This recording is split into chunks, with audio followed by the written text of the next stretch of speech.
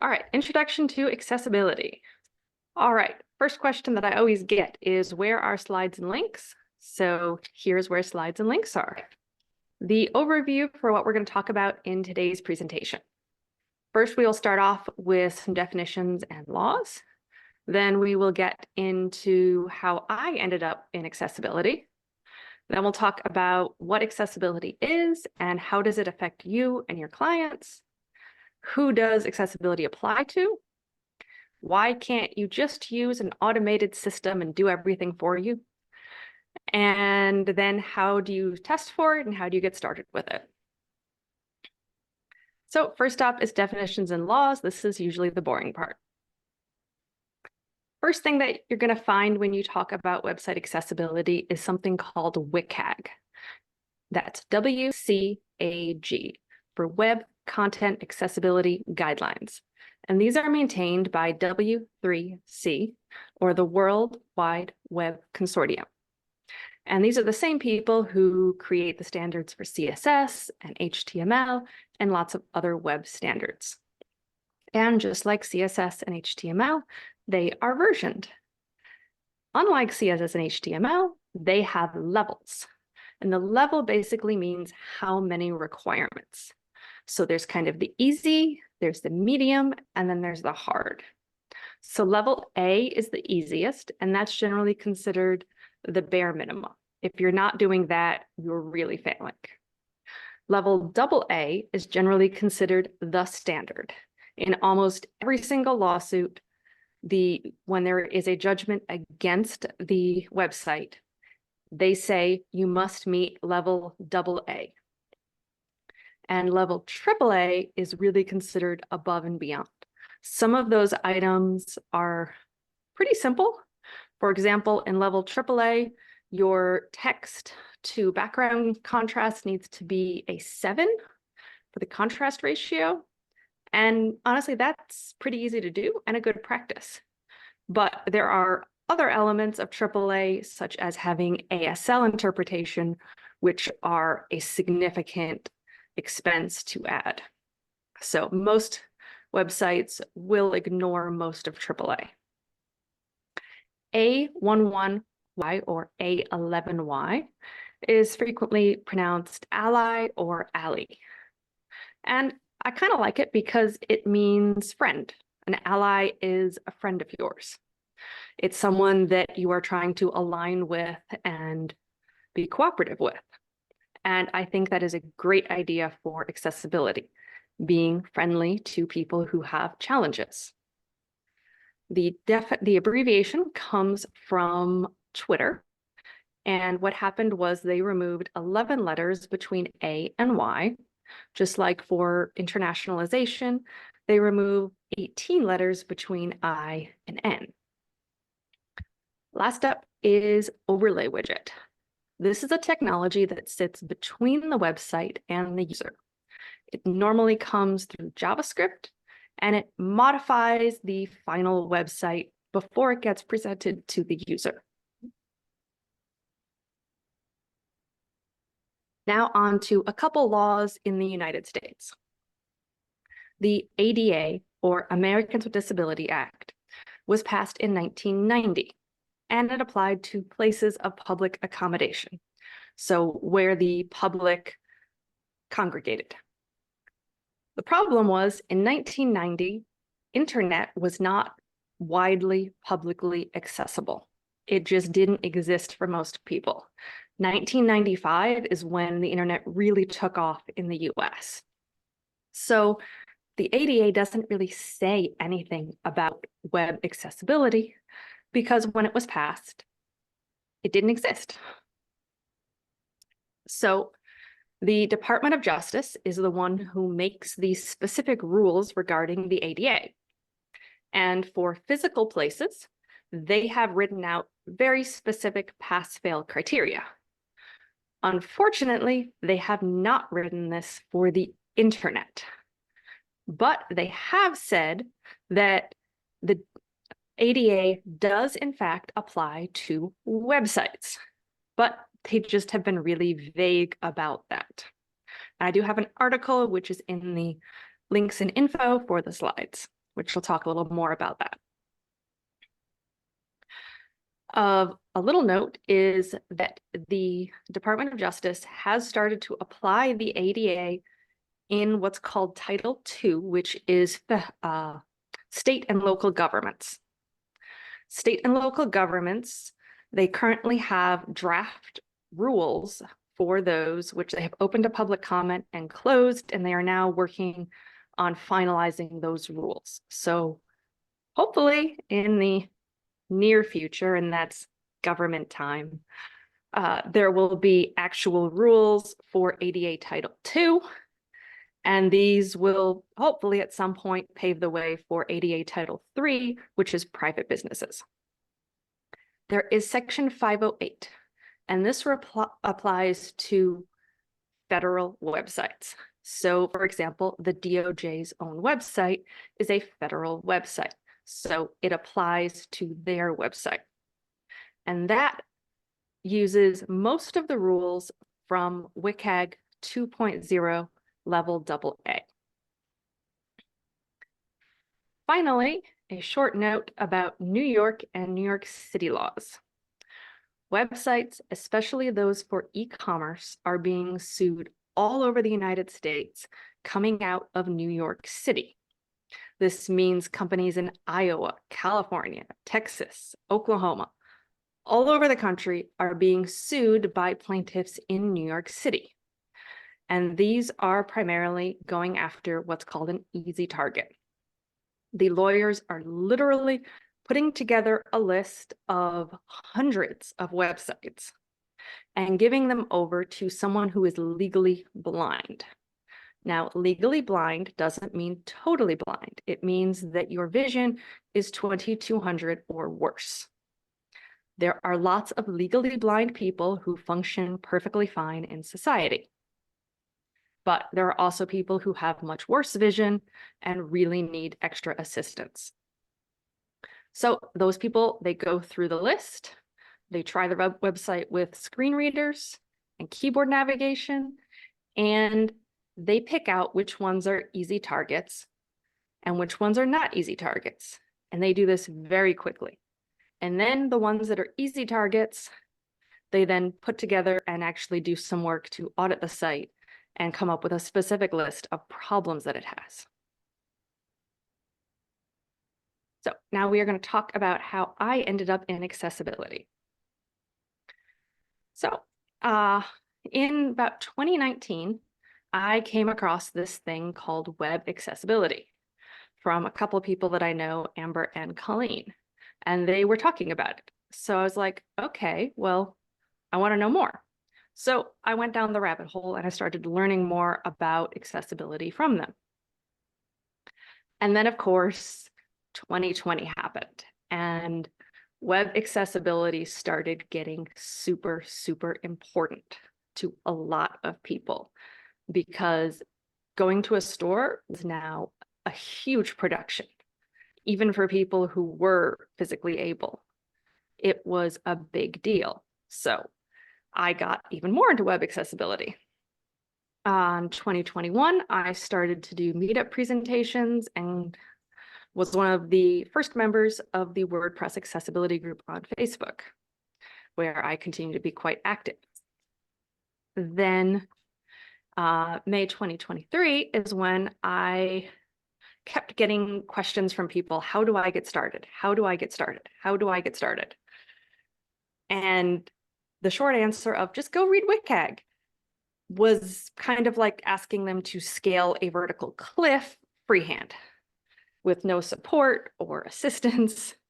It was a big challenge for them. So I started Easy LE Guide to try and make this easier for people. And also in 2023, I spoke at WordCamp US on accessibility. So what is it? The short answer is web accessibility is about allowing all people to use the internet and conduct their business regardless of their abilities. And this really hinges on the biggest complaint when it comes to using a website. It doesn't meet expectations. How many of us have gone to a website and It just doesn't work the way we expect it to. We expect something to be clickable, and it's not, nothing happens. We hover our mouse on something and, ooh, it interacts. Okay, I can click it. Nothing is happening. How do I get this to work? And that is really the problem that a lot of people with challenges experience when it comes to websites. The thing just doesn't work. They can't use it. So what are some of the common user expectations? Well, they expect text to be legible. Those really fancy cursive fonts with all the little flourishes and whatnot. I took calligraphy. I grew up writing cursive. I can't read half of those.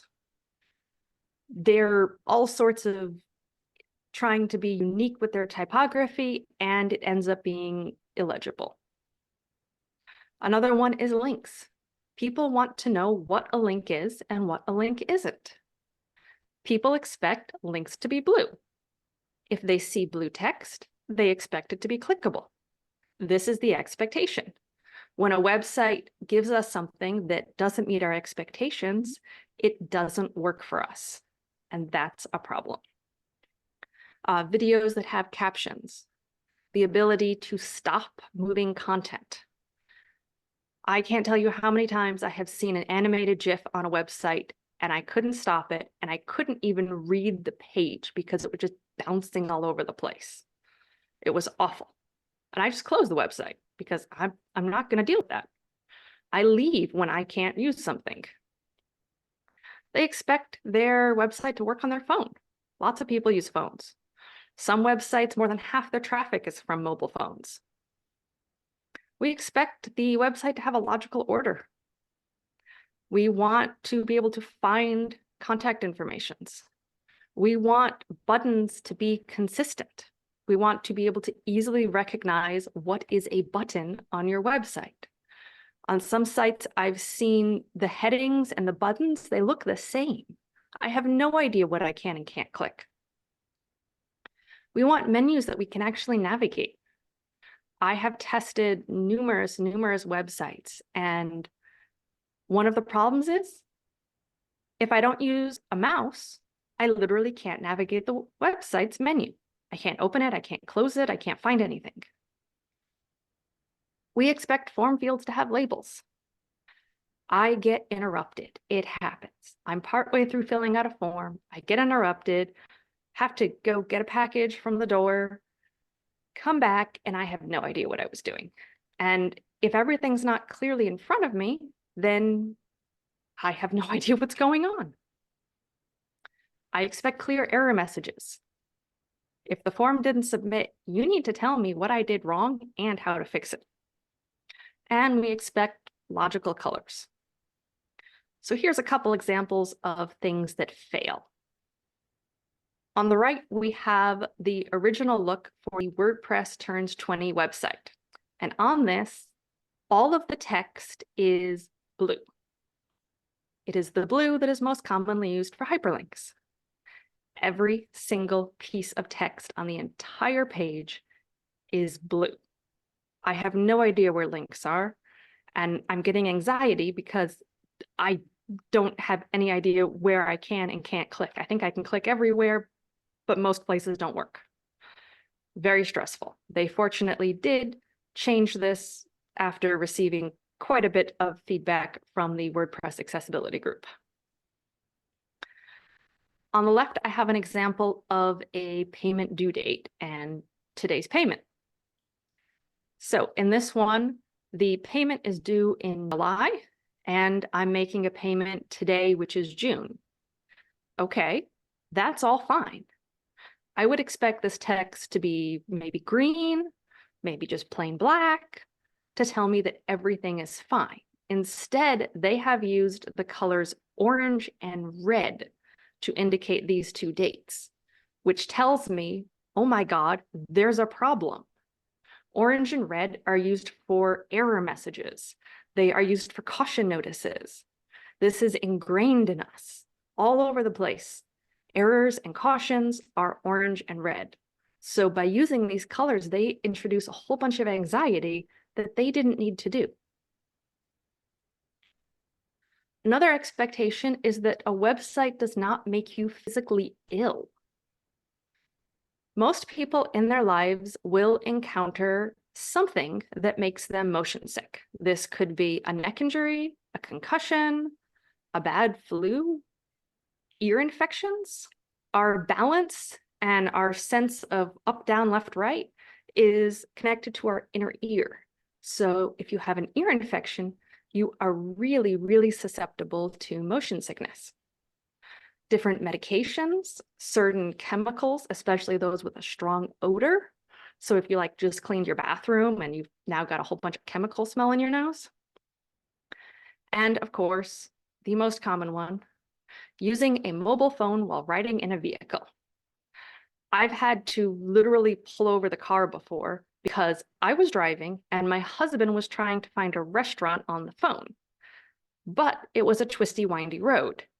And because of that, we had to completely stop the vehicle so that my husband didn't get car sick trying to find us somewhere to eat.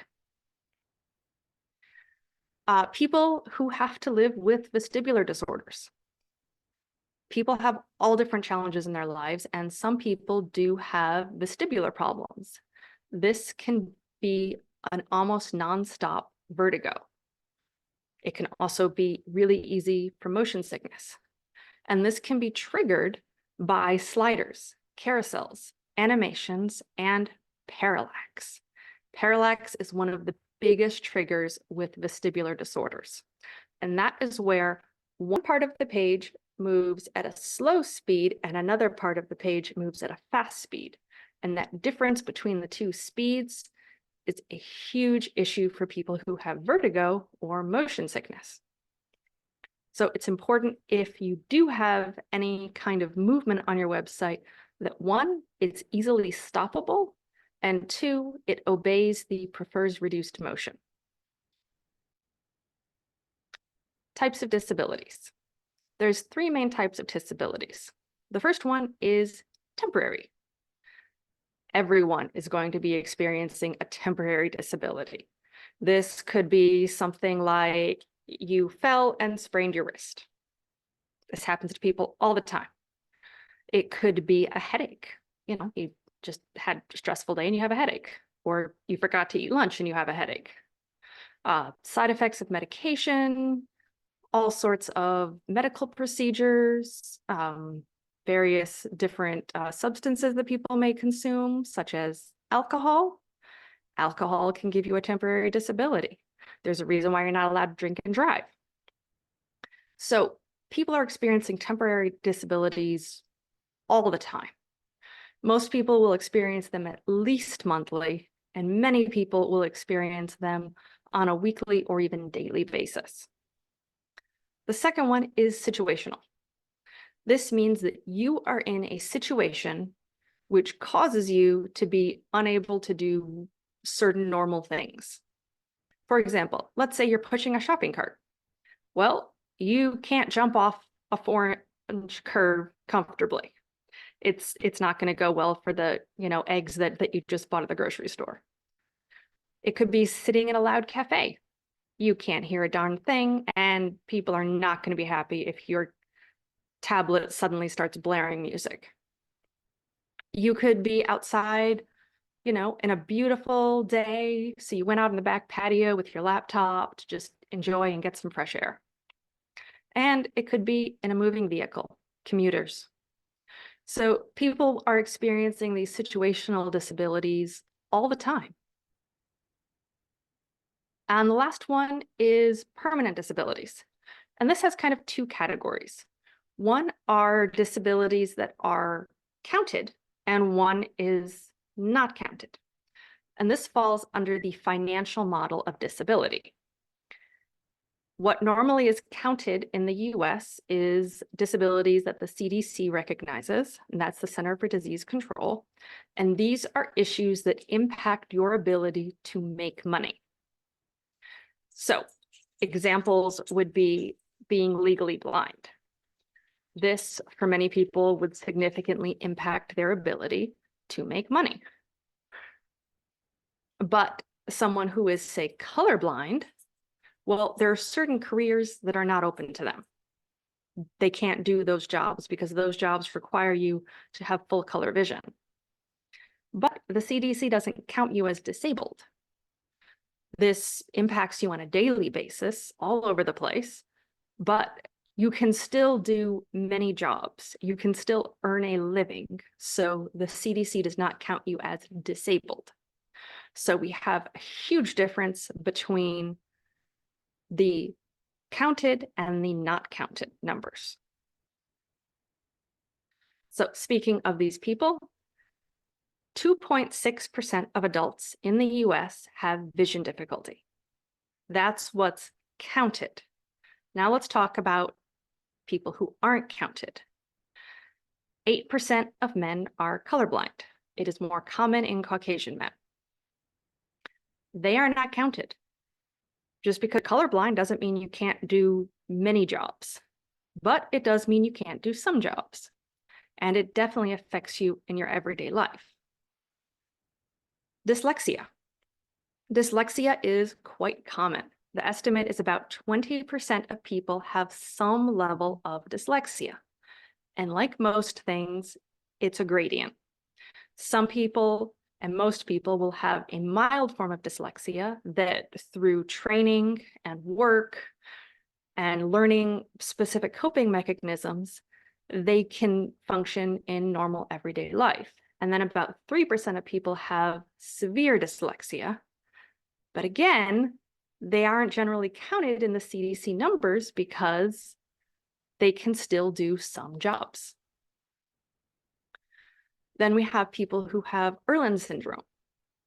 This is similar and sometimes confused with dyslexia. Irlen syndrome is fortunately a little easier to treat for most people who experience it. For many people, it means that their text moves or bounces, or it can flash, grow bigger. It can do all sorts of different things. But for many of these people, using a filter, a color filter, can actually significantly reduce it. So they may have colored glasses, and those glasses may help them significantly. People with synesthesia. This is a condition where basically your senses get crossed. So people may experience reading words and numbers, and they may actually experience colors and tastes associated with that. I have a friend who has synesthesia, and it only affects her with numbers. And math is pretty much a nightmare for her because she literally gets tastes with numbers. So it's not a big deal if she's just reading a speed limit sign, just glance at it and done. But if she tries to spend an hour doing math, she is literally vomiting because it's so bad.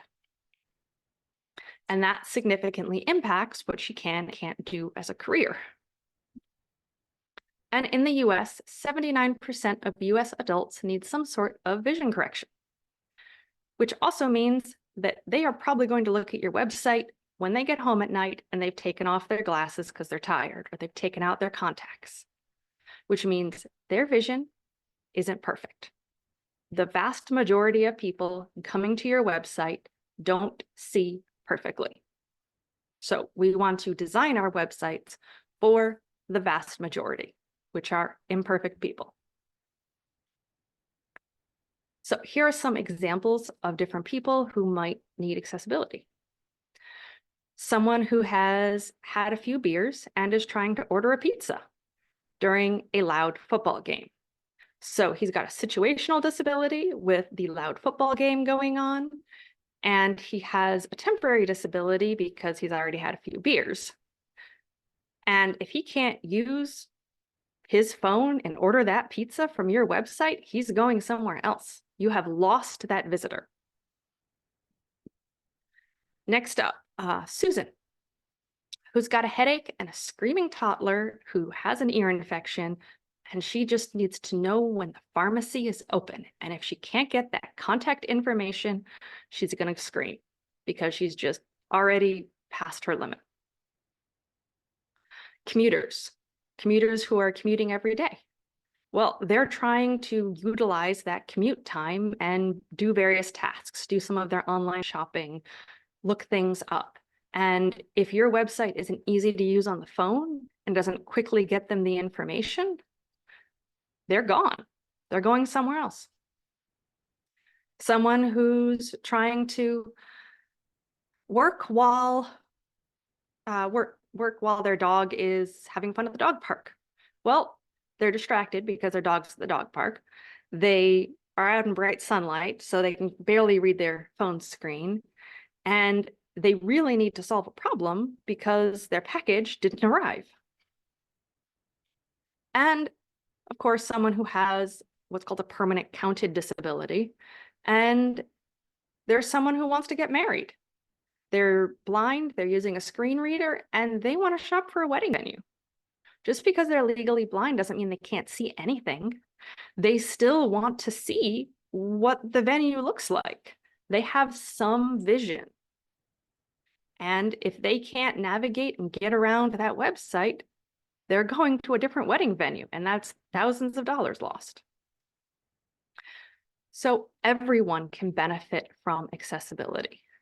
Clear, easy to read fonts and colors, that benefits everyone. It makes it easier for everyone. And when things are easier, customers are happier and tend to buy more. There's also a number of SEO improvements that come from good accessibility, because the #1 screen reader in the world is named Google. Google is basically a screen reader going through your website. Now we're going to talk a little bit about implementing this accessibility and how a website becomes inaccessible. So accessibility is about removing barriers from people who are using your website. A plain HTML website out of the box is already accessible. There's already everything provided by the browser. The operating systems already provide things. You don't have to do anything. It starts out accessible. Accessibility is not about trying to create a solution for someone. The solutions already exist. People are already using these solutions on lots of other websites, and definitely don't want you to try and give them a new solution or do anything that breaks their existing solutions. So how websites become inaccessible is from people who don't have knowledge and don't test their sites. They don't know what they don't know, and therefore they make decisions which cause problems for other people. Generally, those decisions are adding CSS and JavaScript to the website. For example, someone decides that when they're in their dark office at home, the pastel pink text on a white background looks great. Well, unfortunately, that is completely washed out and unreadable on the mobile phone, outdoors in bright sunlight. It's just people who make choices based on their circumstances and don't consider accessibility.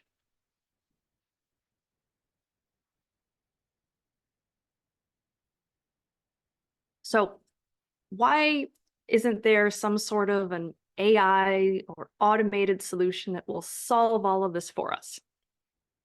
That would be great. There are some automated testing tools, and some of them are even powered by some AI systems. Some of the popular ones are WebAIM, which is known for the Wave tool, and the Axe tool from DQ. Google, if you've used their Lighthouse tool, that is powered by Axe. So that's actually a subset of Axe. So what can these automated tools do? The current standard is WCAG 2.2, level AA. Automated tools can partially test 25% of the criteria. Partially test 25% of the total criteria.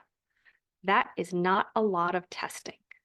And the reason is quite a few of these things are just very difficult to test with an automated tool because there is so much CSS and so much JavaScript and so many different ways to build something as simple as a button that it's very difficult for automated tools to be able to test every single circumstance.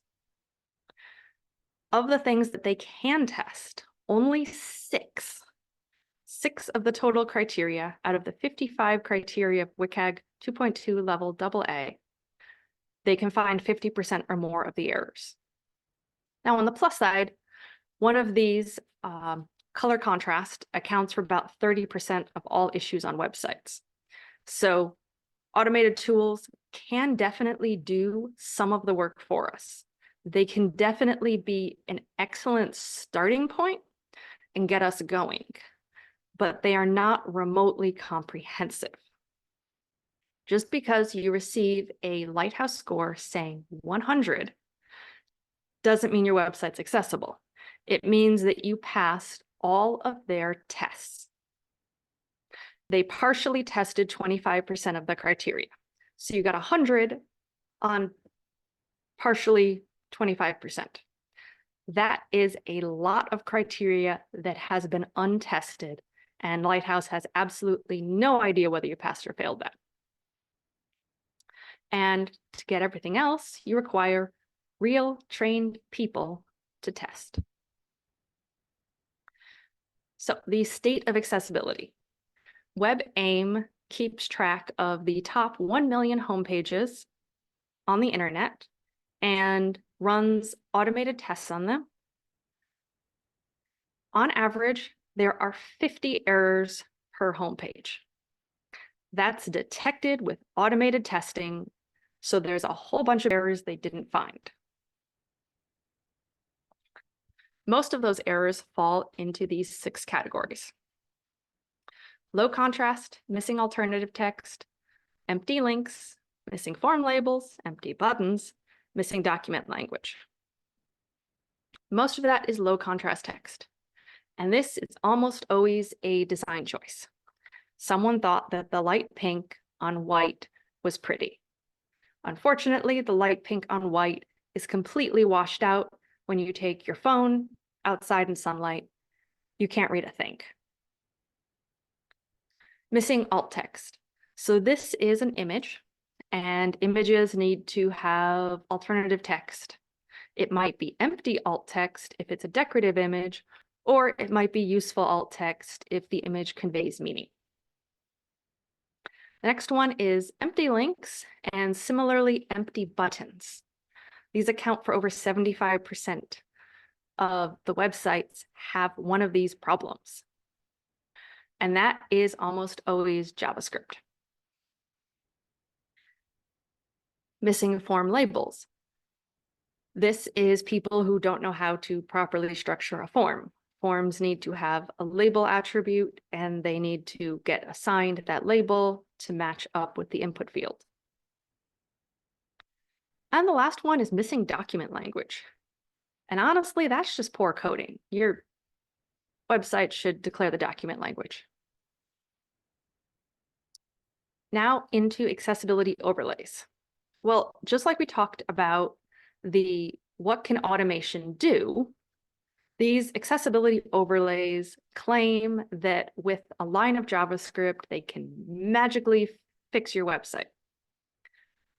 Well, they're an automated tool, and so we look at what automated tools can do, and automated tools can't do much. They can only test for a limited number of issues. So even if these accessibility overlays worked perfectly and fixed all the issues that they found, there's still a whole bunch of issues that they were completely unable to check for. These tools also require user configuration. The user has to find it, open it, and configure it in order to use the website. That's discrimination. For example, when we go to a grocery store, as we walk towards the grocery store, we are accustomed here in the US to the doors sliding open as we approach, which is great because we have a shopping cart and we're trying to walk out out of the store so that we can get back to our car and go home. Well, imagine if instead of the doors just opening, you had to walk over to a panel on the side, open up a protective door, turn a knob, and then push a button. That would not be a pleasant experience. People wouldn't want to do that. Grocery stores would lose a lot of business and they would have lawsuits filed against them because that's just not accessible. A number of these overlays actually conflict with many existing accessibility tools. This would be like in the real world if someone was using a wheelchair and they went into the grocery store and the grocery store staff said, "Oh, no, no, no, no. You can't bring your own wheelchair in. You have to transfer to our special wheelchair that can only be used in this store." Well, that person wouldn't be coming back, and again, they'd be filing a lawsuit. And the last one is that they create a middle layer. And this is kind of like a game of telephone, where one thing gets said on one side, and then someone in the middle hears it, and then they pass it on to the last person. And for everyone who's ever played the game of telephone, the message gets changed between point A and point C. So how do we test for accessibility and how do we get started with accessibility? So the first thing about testing, since we just covered that automated testing only does part of the work, we need humans with knowledge and experience to be able to actually do the testing. So what I like to do is I start with a quick audit. This is a limited scope, fast turnaround audit that I focus on the key items that come up in lawsuits, because those are the things you are most likely to be sued for. So those are the things you should be addressing first. And what happens is an iterative process is one of the best, unless the website is really awful, in which case it's a full remodel. But with the iterative process, you can identify a few issues, work on fixing those, and then you can come back and work on a few more. And this allows for nice progress moving forward without going through the effort of a comprehensive audit. Comprehensive audits frequently start at about $1,000 and can go easily to $10,000 or more. These are really pricey, generally take a few weeks, and during that process, you haven't actually gotten anything but an audit done. And that's not really great for the bottom line. We'd rather do a limited scope of testing and then actually get fixes implemented and then go back and do some more detailed testing. Because the reality is, in those large audits, you just end up writing up the exact same error over and over and over again. One of the next things is explaining accessibility to clients. Clients generally don't really know much about it. So I have a video series, which you can get in the links, and it talks about what is accessibility. What if you don't have time to really learn it? How much can automated testing do? It helps you with when your client says, "But can't I just use an overlay?" Well, I have a whole video that talks just about overlays and why not to use them. And how much does accessibility cost? Accessibility is a lot like plumbing for a house. If you consider plumbing at the very beginning of building your house, before you've drawn up the blueprints, before you've done anything, you consider plumbing. When you start even initially thinking about which room is going to be near which room. So for example, if you've noticed many houses, the kitchen is right next to the bathroom. And this is so that plumbing can be co-located. This saves time during construction and also saves a lot of budget and can make the actual designing and building of the house much easier. So if we do all of this at the beginning, then the plumbing, and we consider the plumbing at each step going forward, the plumbing really doesn't cost that much of the total house's budget. But if you were to build your whole house and then say you wanted to turn on your faucet, well, you now have an absolutely massive amount of rework because it would require ripping out huge parts of the house so that you could run all of the plumbing through. And that is pretty much what accessibility is when it comes to cost. If you consider it early and at all the stages during building the site, it can be very affordable. But if you build this whole shiny website, pretty much this whole showroom, but you didn't run any plumbing in the back, it is going to be a massive amount of rework. And a lot of times those websites need a full rebuild. So something that you can start doing today to start improving accessibility is you can say, I'm going to start entering my content better. Even if you don't necessarily have time to audit and scope and do all of that, you can start doing some basic things whenever you add content to your site. This is basically getting in good habits. And this way your content will be more accessible, even if you have to defer doing an actual audit and fixing some of the inherent issues in your theme or your plugins.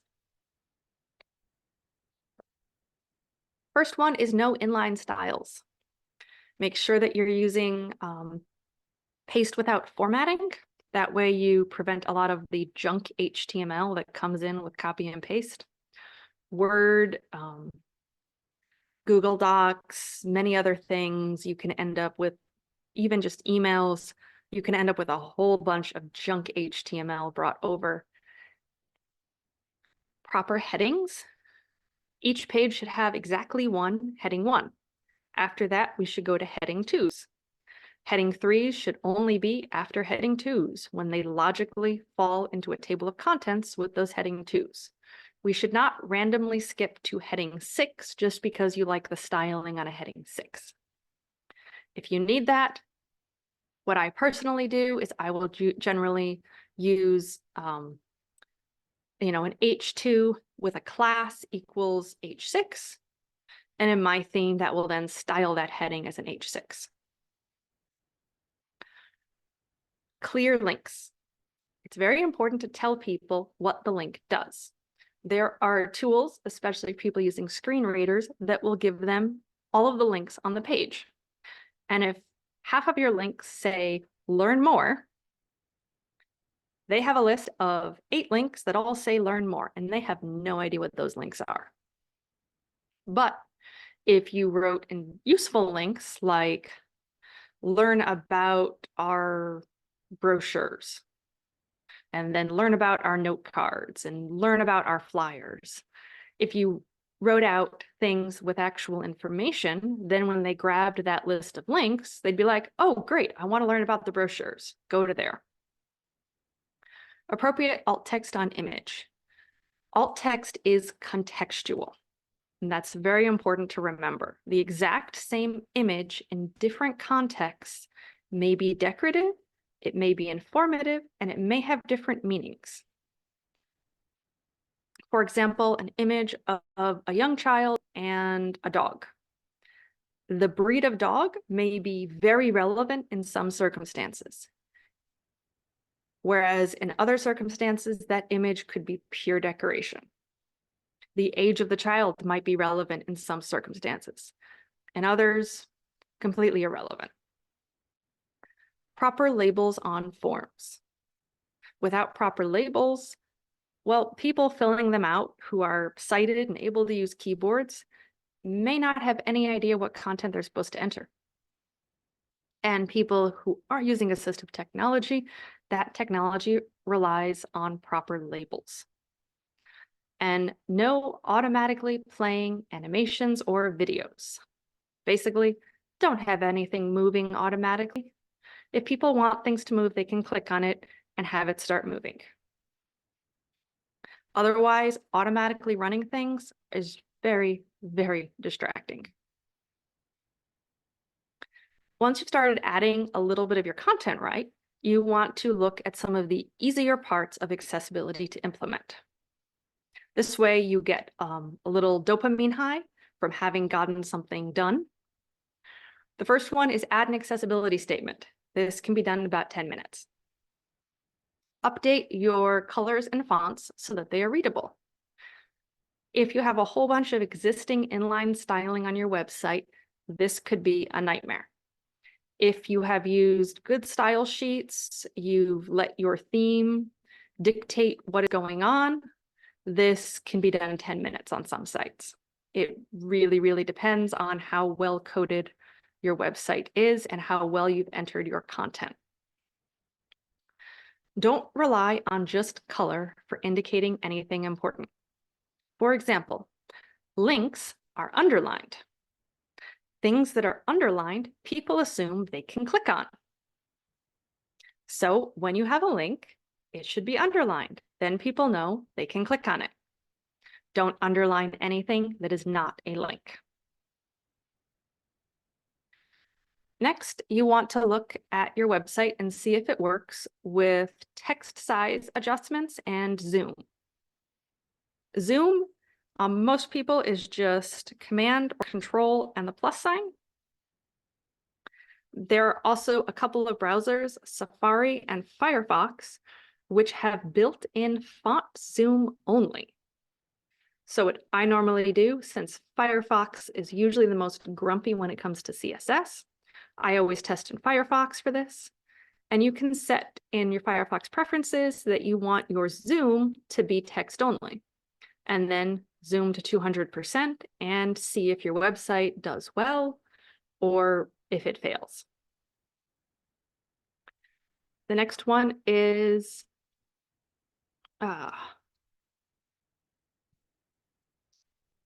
some manual work. Now, this part tends to be a bit more manual, requiring you to actually go in and fix the content that you've already added to your site. It's not generally nearly as easy to do global updates.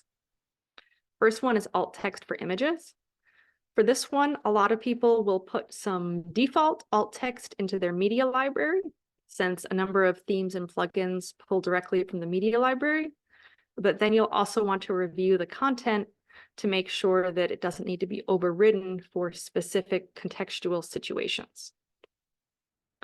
Make sure that your headings follow a logical order. This is important for both people and for search engines. So you want to go through your pages and determine what your heading structure is. Now, the good news is there are a number of SEO tools that will actually tell you about your heading structure.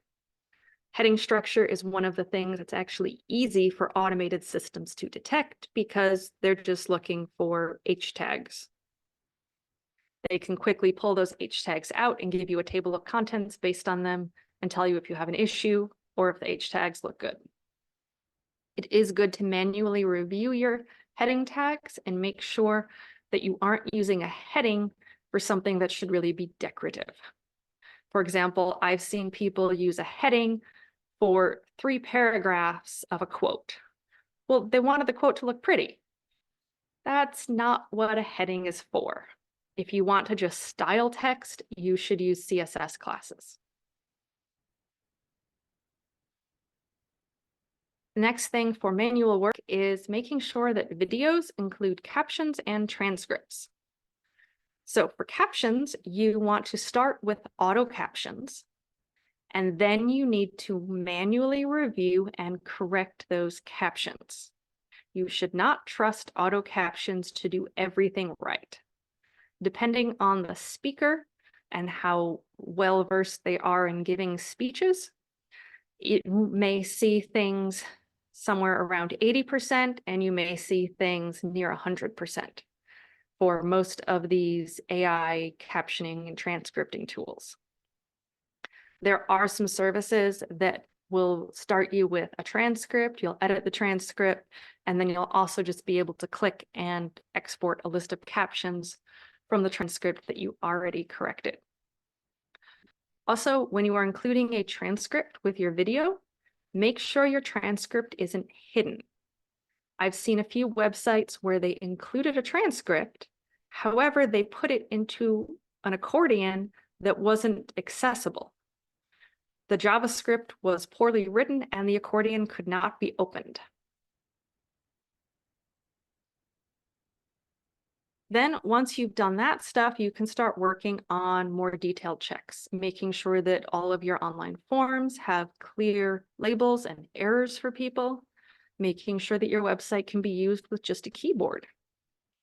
Testing with some of the different automated tools like Wave. Personally, I find that the Axe-based tools are a little easier to understand and get through than tools that are Wave-based. So for example, Google Lighthouse is based on Axe, and you can also install the free Axe extension for Chromium-based browsers. And then once you've gotten through kind of the basics, you'll want to work more on getting through all of the WCAG level AA guidelines. And that is generally an iterative process because it requires cleaning up your existing content. Accessibility is overall a process for everyone. Your website changes, you change content, you update plugins, you add things, you remove things. You do need to be periodically checking on your accessibility and seeing how well it is or is not doing. And the more you understand people and how they use tools, the more you will understand accessibility. For example, some of the things that tools can do for people is they can pull all the headings and create a table of contents for the page. They can pull all of the links and give someone a quick link list. Using your device outside in bright sunlight is almost the same as having low vision. It really is. I have looked at some websites on my phone and I'm like, nope, leaving website, can't see a thing. Many sighted people who have cognitive or learning disabilities use screen readers. There are plenty of sighted screen reader users. There is a simple way you can select text on a web page, right-click, tell it to speak, and your computer will read out that section of text. It's really quick and easy. This can also help people who are reading your website in a second language. Some people may understand the second language better by hearing it than they do by reading it. And of course, different people learn differently. I am an extremely visual learner. I do very poorly when I try and hear and remember content.